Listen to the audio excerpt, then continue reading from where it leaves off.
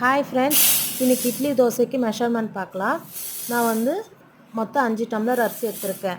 4 tumbler புழுங்கல் அரிசி, 1 tumbler பச்சை அரிசி, இட்லி அரிசி 4 டம்ளரு, 1 டம்ளர் பச்சை அரிசி, அதே டம்ளரில் 1 டம்ளர் உளுந்து, வெந்தயம் வந்து 2 டீஸ்பூன்னு, 1/4 டம்ளர் வந்து மாவு ஜவ்வரிசி சேர்த்துக்கிறேன். உங்களுக்கு இட்லி சாஃப்டாக ஒயிட்டாக வேணும்னா நீங்கள் இது ஆப்ஷனல் தான், உங்களுக்கு வேணும்னா நீங்கள் சேர்த்துக்கலாம். சேர்த்துட்டு நல்லா வாஷ் பண்ணிவிடுங்க. லாஸ்ட்டாக ஒரு தடவை வந்து ப்யூரிஃபை வாட்டரில் வாஷ் பண்ணிவிட்டு அப்புறம் அந்த தண்ணி ஊற்றி நீங்கள் ஊற வச்சுக்கோங்க. அப்போ தான் உங்களுக்கு வந்து நல்லாயிருக்கும். உப்பு தண்ணியில் ஊற வைக்காதீங்க அரிசியை. அதே மாதிரி ஊறிட்ட பிறகு நம்ம எப்பவுமே அரிசியை வந்து வாஷ் பண்ணக்கூடாதுங்க. மாவு அரைச்சிட்டு ஒரு 8 மணி நேரம் நல்லா புளிக்க விடுங்க. நல்லா மாவு வந்து புளிச்சாதான் உங்களுக்கு இட்லி வந்து நல்லா சாஃப்டான இட்லி கிடைக்கும். இந்த சேனல் பிடிச்சிருந்தால் லைக் பண்ணுங்கள், ஷேர் பண்ணுங்கள், சப்ஸ்கிரைப் பண்ணுங்கள்.